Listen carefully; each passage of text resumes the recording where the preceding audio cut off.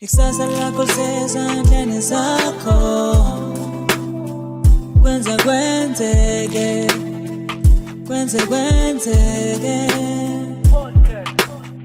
Nina besilo niwe umdlombane evudla amadoda inhlodle nophapha ekhanda kaMenzi ndawo into amenza sengathi yakhala uyalila uthi ligula kajama lichithekile lichithwe enqolo endala ngiyakithi komalandela imbenambena ngabhushe ebukhali inkulu inkaba ifuna ukungena ejokeni benesibindi ibuthelezi ukukhuthaza umuntu akajama imthomo imcufula betha ukubusa kubankosi kanti labo emgcoba khona ngempephetha amalandela sanibonani nibingelelo lini kuhle usibongiseni umuntu akakhumalo MC Dr Life siphethe ke uhlelo lakho lumnandi kakhulu ke la kwenzeke podcast TV yakho ithandayo noma kuhle lakho lithanda kakhulu ngena ku subscriber lapha ku YouTube bakithi usilandele ungene nasema page nethu Facebook TikTok usilandele nakhona siyothokoza kakhulu namhlanje siphethe ke lelo hlelo lakho kwi episode yethu entsha sha yanamhlanje ithi #ke ezombusazwe with ubongani umvukashelembe all the way from PMB qawula kwethu umuntu akathatha ithuba abingelele mfaka Khumalo ngale kwethu abingelele ne team yonke abingelele nababukeli Wethu ileso sikhathi sethu saleyo ndaba all the way from PMB sibungazela ke noma sixoxela lezi ezithinta thina ngqo lezi zombusazwe ukuthi ke kuhamba kanjani hayi asihlale kuyona yes ngifuna ukuchecka la ngifuna ukuchecka la ukuthi mawukhuluma ngomthetho wase South Africa makuthiwa kunywa ngomthetho makuthiwa uyaboshwa lo akaboshwa lo usebenzela bani kahle kahle umthetho nje uwonkana usebenzela bani mangithi usebenzela bani ngisusela kule nkulumo ukufica mama lapha edolobheni bedayisa no baba abasizalayo bedayisa lapha ematafuleni lapha esidlula khona emntaka baba futhi imizi eminingi yama noma emile ngalowa umsebenzi kodwa ngokuthi abana imvume yokuthi badayise edolobheni noma kuleso strata osebedayisa kusona edolobheni bese ukuthi kufuneka bakuthathwe izinto zabo basuswe baboshwe ithini lento siyovota ngomhla ka29 May ukuthi kusekhona abantu abaqilize ngalolu hlobo umuntu akabonge mfaka Khumalo kani yakwethu asithathe nje emthethweni sure mhlambe njengombuzo ophambili sure umthetho usebenzela abantu uyini umthetho yeah uma ngizokhuluma ngomthetho ngihlezi ngibaxwayisa abantu because ukhona la engicathi siugeja khona sure abantu bawuthatha njengento edala uNkulunkulu ekhona emile fixed elithi nje umuke wagejana naye ngathi ngeke usalingena nezulu awiphinde le umthetho abantu bethu ama South Africans noma ngathi ama Africans wonke awuthatha njengento ngathi into ephuma ezulwini iqondele emile ukuthi nje yabo end umuke waphambana nalento eyicishe nezulu ngeke usalibona yeah akunjalo umthetho wakhiwa abantu nathi manje singahlangana la sakho umthetho wethu njengoba ngifuna sakhelo welobolo sasozakha qhubeka yes yabo so asingabhori kakhulu ngehistory because iyafunda ikhona yeah uma size kwakhiweni khona umqulo ekuthiwa iconstitution eSouth Africa lo othi iSouth Africa belongs to everyone who lives in it tuyisho njalo yes iconstitution and no ngiyangithanda uyalimala masifika la part ke isho njalo and ithathwa njenge constitution ebest yeah noma one of the best constitutions kusho njalo iSouth Africa now lo somqulu ukwakhiwa kwawo akuconsider ngereality ama South Africans yabo uma sowakha umthetho wethu thina la nginje sine co-op sakho umthetho wethu kufuna sibuke zonke izimo zomuntu ngamunye ukuthi into esihlanganisayo njengomthetho izokwazi ukuhambelana noKhumalo ikwazi ukuhambelana noShelembe nabafowethu kanjalo so lo wase South Africa awubukwanga ngokuvulelekile ukuthi uyahambelana nama South Africans and kuyashiya ukuthi uma kuzokwakhe umthetho kuconsider nento ezincane ongazozitshentshwe nazinamsebenzi njenge weather ukuthi uma sishaya umthetho nje uyakwazi ukuhlangabezana nesimo sezulu sasendaweni yabo so siyakhumbula ke thina umuhlehla neokhodesa nazo zonke ingxoxo zokwakhiwa kweconstitution yethu ukuthi sasingamelelekile kwakuyinto yabantu abathize la bekuthiwa elite yabo labantu abaphezulu esisuke sibathume ngokuzitshela basimele noma bakhulumela ama interest wethu yes so ngebhadi ke sa inherit umthetho njalo umthetho onento eziningi ezisuka kubandlululo esathi siyalishintsha zaqhubeka zakhona zaqhubeka zakhona za exist kwase kuthintwa lapha nalapha okay umfowethu ubekhuluma nje ngokuthi emva kokuthi basiphuce zonke izinto eziyimfuyo nenkomo nani yeah uyazini ukuthi ungcono umuntu obulele ngokomthetho wa South Africa kunomuntu ontshontshe imfuyo njengamanje yes umuthi uyabuka ke obani abanemfuyo ayakuthina ibona so uyabona ukuthi ukwakhiwa kwawo kwakhiwa abantu abathize befuna ukuvikela into ezithize into ebhlungu bavikela izenzo zobugebengu ngokomthetho uma sesidlula kulesikhathi sokwakho komthetho sengingazi ukuthi ke siqala phansi manje yonke into ehambile ngobugebengu ayisahambanga ngapha umuntu owabulala ngesikhathi sobandlululo omhlophe ebulala omnyama ayisathinteki manje ayisathinteki kodwa makubulala umuntu manje omnyama ebulala sekunomthetho ngamamazi bafike bantshontsha yonke into mase bakho umthetho okuyivikela wena umuthi uyoyilanda back usuyisaphula umthetho yabo so kwayona ngiyaqose ukuqontshe kwayona leyo ukuthi kwayona leyo ukuthi umhlaba hey bayithi South Africa shame bangasidubula iAfrica nje yona kubi webhuti okay uthi umuntu uthatha inkomo zakho umuntu uthatha umhlaba wakho right okay fine asixolelane kusuka mina engitshontshela ngiya kongitshontshela ngithi mlungu noma basi ngiyaxolela ekuxoleleni kwami umhlaba ngisawudinga ngeke ngikulwise hlala uphethe makuthi umhlaba ngiyawudinga usebenzisa ngizowukhokhela ukhokhela into entshontshiwe ukhokhela into entshontshiwe kuwe how can angisidompela sakwanongoma ungayivuma kanjani angisidompela mfowethu ungayivuma kanjani nje lonto sithume abantu ekufanele baba bakhulumeli bethu bafika abantshontshwe endleleni bangabusakhulumela thina yabo bafike bakhulumela be-agenda iphutha lethu lokuqala lelo ngoba ezingxoxweni zabo zokulungisa izinkinga zethu bese bebuka ama interest wabo as individuals yabo ikona ezingxoxweni kunabantu abaningi not abaningi but abantu esasibathumile bafike ba benefit abona yabo mase sangathola lutho thina sathola idemocracy kuphela sathola idemocracy sathola inational anthem sathola kwathiwa kusesi free yabo sathola iright yokuvota nako ukuvota sikaze sikulwele ngeke ukuthi mavusa amaqhawe manje athayelwela ukuvota sasilwela ukuthi kubuye into zethu so sanikwa le constitution sanikwa iflag sanikwa inational anthem sabona ukuthi ke sesi free ngebhat sathuma abantu abathengeka kalula badayisa ngomzabalazo nabe omama bethu bayaxoshwa emadolobheni sithini njengoba kuyovotwa ubani umuntu ngophela kungeke ukuthi umuntu omnyama engantshontshi ezama ukuthi ondle emndeni kodwa wena ungamniki nepermit uthi akenze njani uthi akabe yini ngasekhaya ama permit balokuba applyela abanye sekuphele mhlawumbe iminyaka e10 bengawatholile khumbula ukuthi la madolobha aphethwe omasipala banama bylaws kunemithetho yomasipala egavina amadolobha now ekushaweni kwalemithetho futhi uyuthi moyilalela ubona ukuthi kazi babe lapha abantu kwakhiwa lemithetho babe lapha abantu abamnyama engicamathi enye into eyayikhulunywe ubaba umsholozi njengamanje ukuthi silwele ukuthi sibe ingxenye yokushawa kwemithetho ephatha thina ngoba egcineni uyakuthola ukuthi kunezinto esifundzwa zona esingazi ukuthi babe laphi obaba bethu ukukhulunywa ngazo yabo kusuka phezulu kuze kuzofika emazingeni aphansi ikona sisukela and uma siphila kwi capital state nje angikade ngisho kwi episode edlule yes mase ungicisha icapital ufuna ukuthi ngibe yini ngale kokuphula umthetho ukuphila because phela isisu sikhona ukulamba kukweleta ungafakaza nothi there is why uma ungaya emajele ungafice kungabantu abamnyama abagcwele khona noma ungakulipha ijele ithina abantu abamnyama and uma sisho ukuthi lento iyisystem ngihlezi ngithi mina ngibabuza abantu ukuthi ubona ukuthi yini wena yenza ukuthi umuye Eastern Cape sinenkinga ezifanayo umuya eThekwini inkinga efanayo sinenaba abadonsa amakopi naba bagcoba amakopi umuye eGoli nabo kwenzeka into efanayo umuye eCape Town nabo kwenzeka into efanayo indaba singaboni ukuthi lento iengineer noma iyakhiwe systematically akwazi ukuthi ingane phela sizalo unkosikazi oyedwa ukuthi engathi ibhu ukuthi sesingathi maqala amaphara namhlanje la asekhona eGoli asekhona eCape Town makukhona ikoloni yokhona lokizwe phela ihamba ngemthambo yegazi ngihlezi ngithi icriminalization ye youth yethu because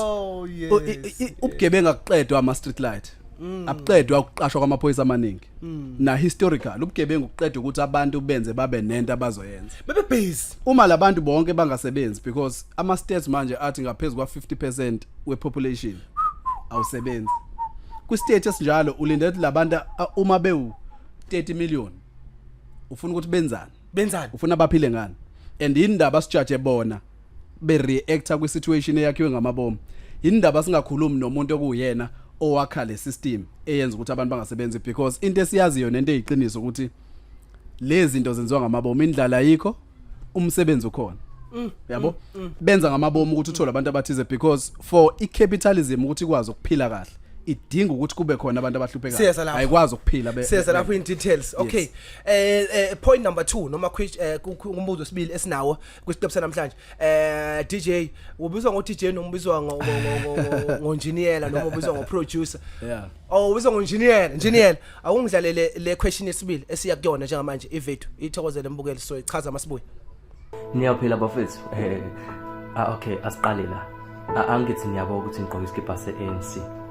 khona laba abazobona iphutha elincane kule video mhlawumbe umunye uzona ukuthi endlini yakhe kunjani omunye uzona ukuthi mumbi omunye uzona ezinye izinto angekho ke lapho noma ungakhomenta ngalokho isifine kulungile ngilala lapha ngikhona the time is join ANC thina sa join ANC not president owayekhona ngaleso sikhathi baphathileke siyabaza abantu abaphathile uMandela oThabo Mbeki oJacob Zuma Ramaphosa recently so sa join ANC kusaphethe abanye opresident baphatha yaphela itheme office yabo kwangena abanye bashintshana asijoyinanga upresident ngizwe kahle asijoyinanga upresident ngilala enkhona asikwazi ukuthi upresident ngendlela arula ngayo bese thina kufanele simshintshele sibe singajoyinanga upresident sajoyina inhlangano lento ifana nani ifana nebhola kukhona iKaizer kukhona iPirates ngisho kuthiwa kufika uKhojo njani ebhedu right saqoza ukunqamulela ake singene kuyona sakaza ithinta kancane this but not much ake singene kuyona today kungenza ngani imvukashelembe ukuthi uma kukhona umuntu omusha okhuluma ngomfowethu lo kade semidlalo right omncane njengaye okhuluma ngalendlela angisho mhlawumbe ukuthi right noma wrong but uma isho lamazwi akhe washoyo sifundisekile yini ngepolitiki ukuthi ipolitiki kahle umsebenzi wayo yini kulwelwani kufunwani yini emele yenzeke yini omele ingenzeki yenzeka nini ngesikhathi sini yenziwa ubani uyabona lo mbuzo ukuthi sinayo yonke yini into ngepolitiki uma kusazoba khona umuntu osemusha kangaka ozothi uma upresident othile engenzi kahle eqembini alivotelayo athi uzowulinda u5 years yes uzowulinda u5 years ukuthi azaphume until kuzengene omunye uma nolandelayo engaphinde enza into efanayo engenzi kahle kusho ukuthi wenza lokho uvotela leli iqembu u5 years emningi kakhulu kusho ukuthi labo 5 years njengoba ngina 30 this year I will add u30 u5 years 35 after 5 years that is 40 years okusho ukuthi izinto engangazenza ngina 31 32 ngeke ngisakwazi ukuzenza sengina 40 years so ngamanye amazwi ithini lento makuse khona abantu abasha ngalohlobo ngabe sifundiseke kahle hle ngepolitiki kahle ngilapho umbuzo wami mfaka Khumalo cha asifundisekile na kancane ngokwepolitiki sure into ebhlungu ukuthi kuyamabomu yawathanda amabomu no ukuthi ngoma system amabomu ukuthi mfaka Khumalo kubalekile ukuthi lokhu sikwenze bakwazi abantu ukuthi akwenzeki nje ayikho coincidence lento lokuyasukela kuloya black and white wasekuqaleni kusuka kwicolonialism kusayinkinga ezifana ezakhiwo so ungafundiseki kwethu uma sikuthatha njengento engazi ukuthi nje yenzekile sizokugeja ngesikwazi ukulungisa kufanele siqonde kuqhamukapi lo ngafundiseki into yamabomu ngoba na because kunabantu ababenefitayo nabadlayo ngokungafundi kwethu Sure. Yabo kukhona abantu ekubaphilisayo ungafundi kwethu ngakweze politics because sithatha ama decision ngokungafundisekile singaze ngasho ngathi uma kufana nomuntu othi hayi mina ipolitiki angiyisebenzi ngiya ngoba sengovota kuphela ngithi lo muntu uyingozi ufana nomuntu ophethe isibhamu engasifundele ngoba akadubula ngisho ingane zakhe yabo so kuyangiphoxa umfowethu lo omdlala ngeke ngayibuka ivideo yakhe yes uzibiza udokotela ono akuyena udokotela la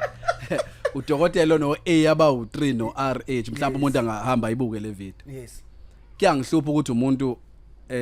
omncane umfana osakhulu osamncane and uyambona ukuthi ukhule and ukukhula silalela iside elithize nanokuthi abantu abangaphambili nathi bengasibonisi ngokweqiniso ukuthi sikwazi ukuyiunderstand ipolitiki kusenza ukuthi sibe nje yabo now ngihlezi ngisho susa ukuthanda kupolitiki uma ngizovotela iNC ngoba ngithi mina ubaba ngizalwe eyiyona uyilwele kanjani kuyasebenza yini manje lokho ngikubukile yini ukuthi sidingani thina njengesizwe semnyama njengamanje and uma iANC kuqale kuthe ebudeni bendlela kwahlubuka abanye abantu kuyona bebehlubukelana abafana no PAC yindaba kube ne UDM yindaba kube ne COPE yindaba uma ngingazihluphi ngayo yonke lonto mase ngithi mina ngiANC ngoba ngazalwa yiyona okusho ukuthi sikentweni esibuyisele emuva khona into futhi oyithintayo usakhuluma ukuthi uma buku kwakheka kwesystem kwakhumala 5 years laba khuluma ngapha ukuthi sizolinda sishintshe upresident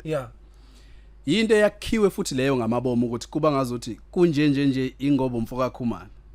uma sishintsha umfoka Khumalo ngokulandela kuzolunga yabo abantu abakuqonda ukuthi kune system eyakhiwe ukuthi uma ngingafika ngisho ngabeka ikati as a president kuzokwenzeka lezi zinto because upresident akana decision une constitution afuna ilandele esezolandela thina sinama council esiwabekile ngasemakhaya ngoba sithi abengcono sibonile manje awekho ngcono now ngifuna ukuthinta le isikhathi uma nje wakhe ekhaya mina nginendle ekhaya eseloko sayakha ngicathi kophela unyaka wes10 manje asikaqedwe kuyakha ubani odinga u5 years ukwakha ikhanda indaba isystem ithi u5 years yashintsha 5 years yashintsha 5 years yashintsha yabo alikho ilizwe lingalungiswa nawe mangakufaka manje ngisho ku2 sendleleni right uzophela u5 years ungakaqedi semele ngiyokhankasa ukwenza noma yini sekumele uyokhankasa mabethi hayi sesibona ukuthi umfaka Khumalo akenzi kahle nento ekade uthi uyayenza uyiqeda ithemba singakaboni ngisho ukuthi ubuyiqala yini and ngihlezi ngisho kuma comrade ukuthi yini sisithatha up isikhathi sokukhuluma ngezinto noma ngeservice delivery uma kune conference manje masiqeda iconference siyovota masiqeda ukuvota kune event ethize masiqeda yona kunenye ye region masiqeda yona kune youth league yenza ukuthi masiqeda lapho sekufanele sikhankase ngoba seyaphela ithemba sekufanele sibuyise lo esimbuyisayo hayi noma usiyabheda asikho isikhathi sokukhuluma ngento efunwa abantu iyona into engicabanga ukuthi isha amaqembu amaningi ukuthi sifuna ukufocusa kakhulu kwi-interest yamaqembu ethu base singafocus kwi-interest yethu ezabantu abaphuma encindezelweni so now ngifuna sifundise umuntu ke manje sifundise umuntu ukuthi yini ukuvota kubaluleke ngani ukuvota usukwenzani uma uvota kahle kahle masikhuluma ngepolitiki sikhuluma ngempilo yami sikhuluma ngempilo yengane zami sikhuluma ngempilo yomndeni wami sikhuluma ngempilo yama-African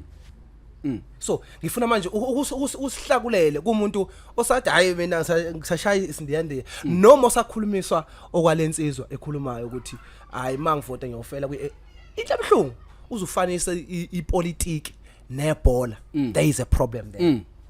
because there is a problem there sasho na before akusiwona umdlalo there is a problem there impilo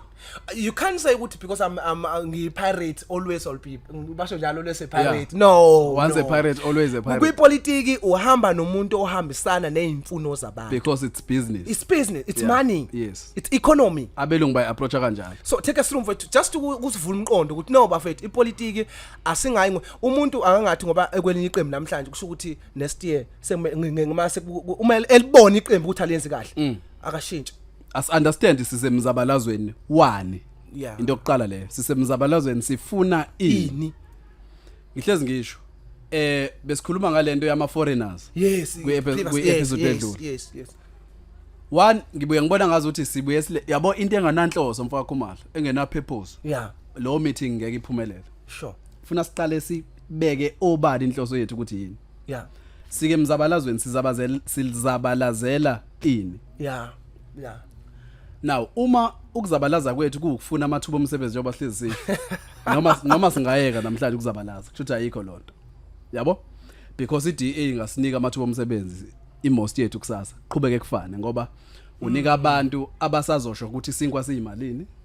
upetrol uyimali abangazuku abekekho kuma Yabo? decision making Yes, ukuthi but- sinkwa kufanele sibe but if umzabalazo wethu ufuna Yeah. siyoziphathela nathi sizibambele yeah ile siqala khona ukuthi Yeah. one asikuqonde lokho sifuna ini Yeah. sifuna nathi ukuzibambela yeah now sinokuvota okulethiwe yeah as ngathi as a strategy sokufinyelela lapho asizange sikufune but kukhona ke manje nakho and ukhumbula ukuthi iconstitution ikushonga amabomu wabe ingakhiwa yithini Yes. ikushonga amabomu ukuthi ifuna ukushintshwa i2/3 because abelungu bebazi indlela sebesidivide ngayo angeke sisaphinde sikwazi ukwakha leya 2/3 plus 300 parties kumele siwavotela so uthatha apho 2/3 ngisakushayela ukuthi wena nje ngikubona uqoqa iskipa esingafani nesami izona yabo si approacha ukuvota ngama interest wethu as amaqembu asik approach ukuvota ngama nge-interest yethu as Africans noma as abantu abaphuma encindezelweni sure yiloko into yokuqala ekufuna siqonde number 2 ukuvota it's Prince of Pan-Africanism if voting was gonna help umuntu omnyama it would be illegal yonke into ezosiza abantu abamnyama abelungu bayenze yangaba semthethweni sizovota intenga yakho ukuvota angifuni sisho kanjani mfakho Cha, into engekho futhi, ayisuqedile. kwakhiwe kulethiwe ngamabomu wabayazi ukuthi ngeke usisize however sekukhona uma sizokusebenzisa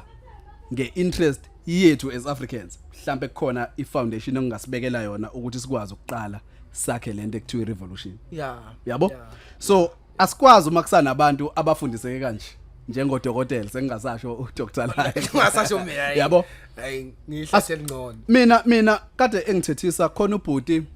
mhlawumbe umuntu akababingelele yes mfowethu khona ubhuti bethu lapha ku TikTok abasifundisayo Yes. abasikhuzayo la kule ngoba phela thina Yes, ezinye sibuye senze yes, noma yini khona yes. ubhuti ekuthiwa uLindani ulindani uLindani ngiyasingamlanda Maphumulo khona ubhuti ekuthiwa khu ngiyamkhohlwa but Ukhomo, yes uthi ubabkhomo Cape, yeah. Hayi, ngiyabalandela kakhulu, ubabkhomo kakhulu. Yes. so bangikhuzile bebona ngigqoka iskipa esinamaqembu amaningi yeah but ngazama ukuyicacisa le yanto ukuthi njengamanje akungisizi mina angikholwa ngisho ukuthi ubaba Jacob Zuma uzojabulela ngi-MK into ayifuna yivote Phela. elizombeka emandleni noma elizokwakha lo 2/3 awufuna futhi ngivula sivalele iphuzu Yeah. bafethu indaba ye membership ayinamsebenzi Ayiphele le yanto. ayinamsebenzi angazi noma nganami ukuthi uANC for long time umbalula is there for more than 30 years doing wenza into ayithandayo ngesikhathi asithandayo ngingabuka ivideo he abantu abadala abantu abaseparliament abangaphansi kweANC shembe Nkosi Yeah. yami uyabuka ukuthi wena shuthi wena uma uvotela labantu Yeah. hlahle mune member yokuthi mina ngiyoze ngife ngikuthi Yes. shuthi uyozufa uhlupheke nayo into sesivala sesilivala leli iphuzu phuthu yeah uma ngiziqhenya ukuthi ngiyimember ye-MK namhlanje hayi uyihlathi ngiziqhenya ngithi ngiyimember ye-MK Ihlathi. namhlanje ngizothini mhlazana i-interest ye-MK as a political party isiphambana ne-interest yabantu abami ngizokhetha abantu lalela mfowethu ngiyaxosa ukuphazamisa yeah njengoba manje siyovota mhlawumbe iMK into ebhizi ngayo ukuthi iyoshintsha umthetho Yes. uma ingasawushintshi uzowenzani uyimember yayo uyayibona ukuthi i-interest yayo ayisahambelani ne-interest yes yethu as Africans as abantu abacindezela so kufane ikona ngibuza ukuthi kusiza ngani ukuthi uyimember yale qembu ayiphele ama member mfethu le ukuthi uyimember ye kuthiwa ama volunteer njenga sisovotela MK No. No. sivotelela ukuthi sithi ayisilungisele lezi zinto yes and sizo remainer siloyal kuyona as long as nayo Yenza iserve lento. interest yethu as abantu abacindezela uma seyingasayenzi angiseyona ngiyashintsha ngifuna omunye Omunye. ozoserve interest yethu futhi Why? ngayikhuza lento kuPenwell ngathi Eish. uPenwell akamusa ukuthi I will vote Gayton Mackenzie because he speaks to me yabo ngathi uGayton Mackenzie should not speak to you speak to fane us akhulume nathi as a collective yabo okusho ukuthi akufanele ubuPenwell wakhe uPenwell siyamlandela uPenwell nje uinfluential abantu abafana nabo uma bethi bazowenza into because umuntu speaks to them as an individual uthi asithini esilandela wena yabo usho ukuthi awunandaba nabantu abantu kuqala ama interest wethu ngemuva true lalo daba belisangaya kude belisangaya kude but ke ngicela ukuligoqa asike ku point number 3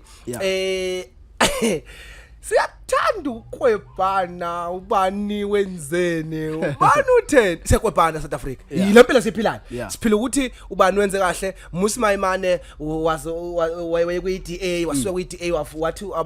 uzoyimela manje usenenhlangano so we talk stories nje left and right and center Jacob Zuma uphathe 9 years 9 wasted years EFF uthini ngabantu bangaphandle we talk a lot kahle bhuti omdala masikhuluma ngemali ngoba kahle ngifuna uzongiphikisa noma ungivumela ukuthi lo mbuzo engizobuza ukhona lo sokwakubuza ukuthi imali kahle iqhamuka kuphi isebenza kanjani to understand nje ukuthi kahle lento seyifayithela because mina mangiyibuka bhuti kahle asinayo inkinga thina yemali nani thina sinenkinga ezincane zokuthi ubani utheni bani wenzeni mina ngidlile awuna unenkinga ukuthi awudlile awuna inkinga lokuthi le mali njoba ngiyifuna ukuthi ngidle ithathwapi yakhiwa kanjani mhlawumbe sokwathi bani netopics kanjani ukuthi umuntu kwenziwa yini ama South Africans engabi nawo lo mqondo kakhulu thina ndle emnyama sike siyibuze kuma platforms kanjengala ukuthi kahle nisitshele eParliament imali qhamukapi isebenza kanjani give us ama what we call besifundise sibe nama platforms la basifundisa khona basitshele ukuthi njengoba kuthiwa siboleka u500 billion ubolekwe uthini mawuthi uyaboleka uprintwa okade ubeke to get the point ukuthi i-exchange mangine golide mina wena unginika imali ivaluation kanjani imali kufika kanjani lo awubhuti kodwa ngiyazazi ngiyihlathi kodwa ke ngifuna ukuyiunderstand mina ngicela futhi ungenayo impendulo eright usho ukuthi khuma no I don't have into ebambekayo kodwa nakhe ngakunika khona but ngiyafisa mfethu ukuthi let's go deeper and deeper endabeni yemali ukuthi kahle imali iqhamukapi isebenza kanjani obani abayi-ownayo yakhamka kanjani because I remember ukuthi kwakusetshenziswa into ekuthiwa i-bartering previously yayingekho imali wawuthi mawufika nenkomo ngikunika imbuzi eziwu2 mawukade uphethe iklabishi nginika amazambane that is what was happening previously so now yangena indaba yemali obani abayi-ownayo nakhona lapho ukhumbule ukuthi kuloko okubhatharisha yayingekho ivelu wawungazitshentshi inkomo iyabiza kunekabishi wawunginika lokho engikudingayo ngikunika okudinga because impilo isimple kanjalo baba hey wangibaba okhipha imbongono ukunika inkomo kwangeke ukuthi wena mafuna ikati kakho ngoba udlisha ama ngikunika ikati ngithatha imbuzi ngiyathola interesting this one is interesting right but yafika ivelu ukhuluma ngemali into ejulile Khumalo ngifuna ukutshela na uzokha phezulu phela izolo ngiye ngabuka uRutendo Matinyarana lo bhuti bamazi ubhuti wethu waseZimbabwe ukufundile lento zo economics mhlambe true itopic edinga abantu abajule kanjalo lento yemali mina into engihlezi ngifuna ukisho sakhiwe sa condition ukuthi sibona ngazothi imali ebalekile imali promissory note imali iphepha nje sure elenziwe into ebalekile futhi ukhumbula ukuthi thina asizitsheni ukuthi yini ebalekile ngokwethu sitshenwa abanye abantu inkinga yokuqala leyo ngangibuza ukuthi igolide lenzani lakhani angikaze ngithole lutho ngaphandle ukuthi lakha ubucwebe maze ngithi pho indaba libaleka ngaka into engesikwazi nokukuphilisa makuthiwa ikabisha likho so sakhiwe saconditioneke ukuthi ifocus yethu bese malini why because abantu ekuyibona abakha imali bafuna ukuhlezi bekwazi ukusicontrola ngoba imali yona esicolonizile njengamanje ilento ekuthiwa neo colonialism yabo le colonialism yamanje isebenzisa imali kakhulu ikona lento ithenga ngisho ama leaders wethu esiwathembile ukuthi wona azosithathela izinqumo yabo sithi simthembile simthumile simthemba ukuthi upushe interest yethu afika athenga ngale promissory note engaqedi ngisho engafiki na ku generation elandelayo ikhona yabo because iyinto efika iphela bayazibona ukuthi uma kuyithina esine decision nesidetermine ukuthi sinkwa siyimalini petrol uyimalini ngisho singakunika i-trillion namhlanje sithi sikubuyiselela ukuthi wena sakuphuca umhlaba iminyaka ewuthulo belibuyile lonke linga kuthina yabo so into ingqulathi mangisho ngolimi labafowethu Yeah. ukuthi yinto nje scam Imali scam. scam yabo and ngihlezi ngigqugquzela ukuthi sizosikhulisa kanjani isizwe esizokuqonda ukuthi akuyona imali ebalekile empilweni. Yeah.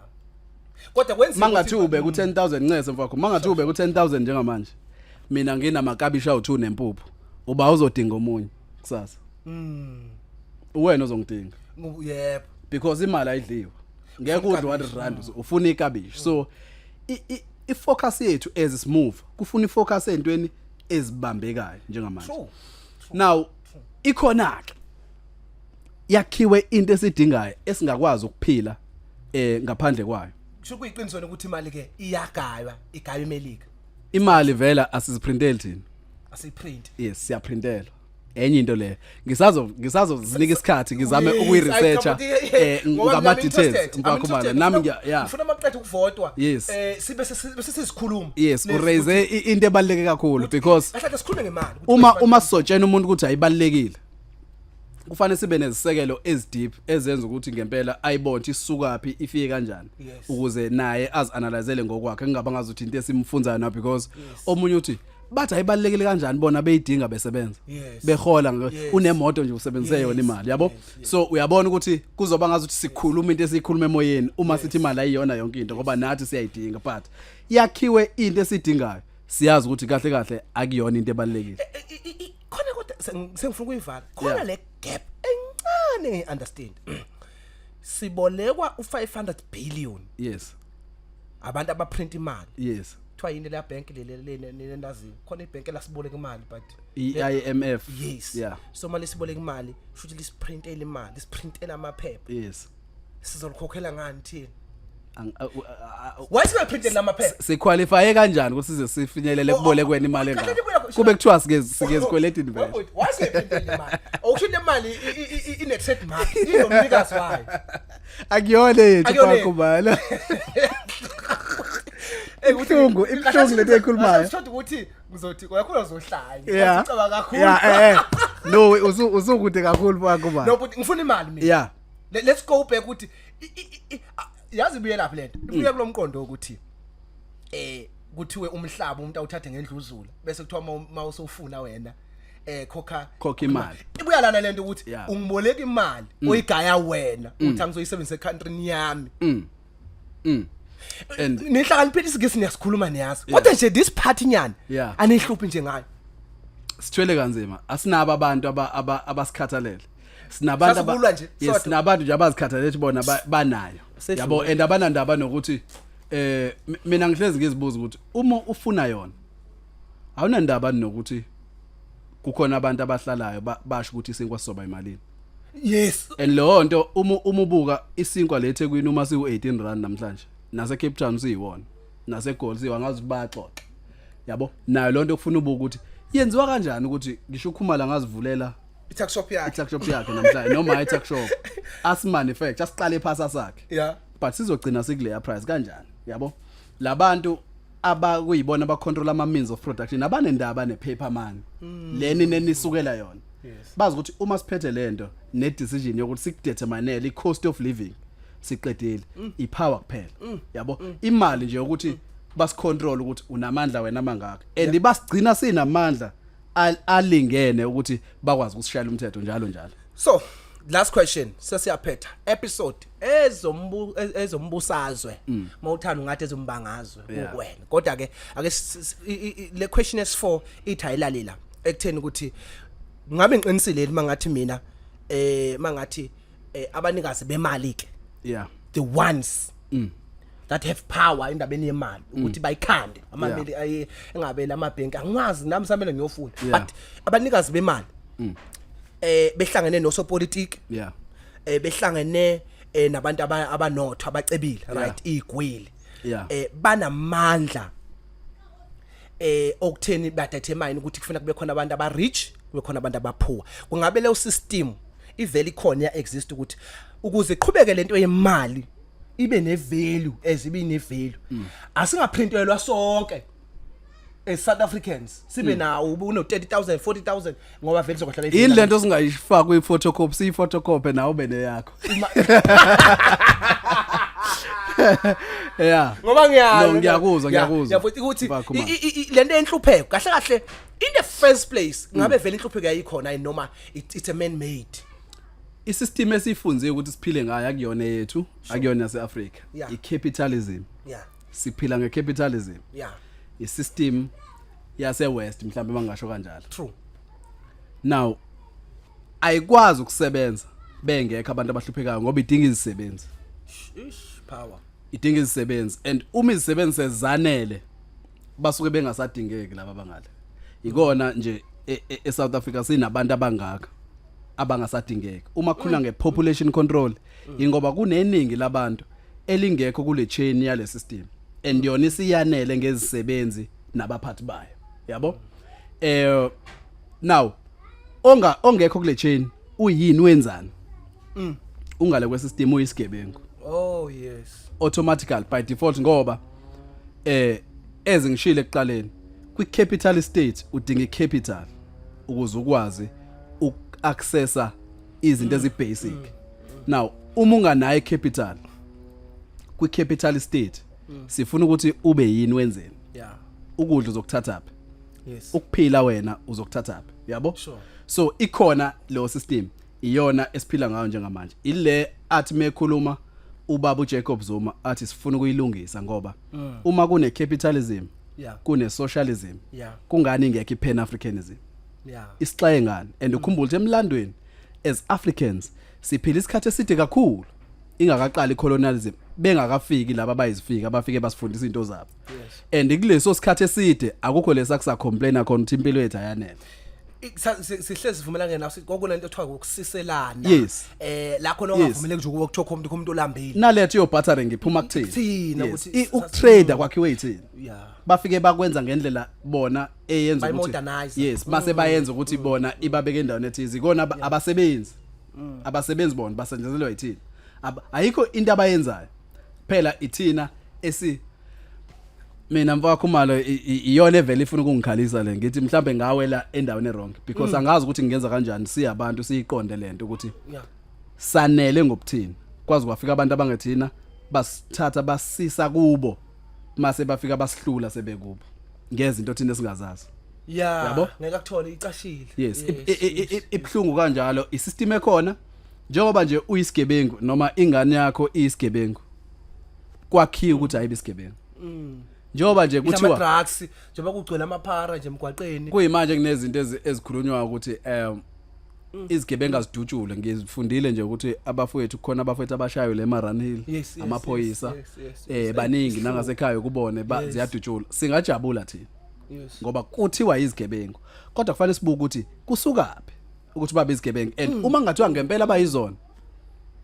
babulawelani pho ngoba phela umthetho wabo awukazi ukuthi uma umuntu eguilty kufanele abulawe okokuqala lokho yabo and kuzobulawa obani ngalento yokuthi kuthiwe bayizigebengu ikona ingikhathaza ukuthi singabinandaba nokuthi yini ebenza babe izigebengu sithi nje kuphela ababulawa mase bayizigebengu yabo asikhulumele izigebengu yes bakhona abantu ngempela obona ukuthi benza izinto ezwrong kodwa uma uthi umthetho wenu nina not guilty until proven by the court of law uma usugithi uma ngathiwa nje amaphoyisa ashaye abantu abawu2 ngempela bayizigebengu ngase lo omunye u4 awuzona izigebengu sizobona kanjani siyoyivala kanjani Hawu yabo uma uthole mhlawumbe ugcina usucindezeleka ukuthi ubuyithole usendaweni ongafanele kuzokwenzeka ukhetha kanjani njengamanje sinento ethi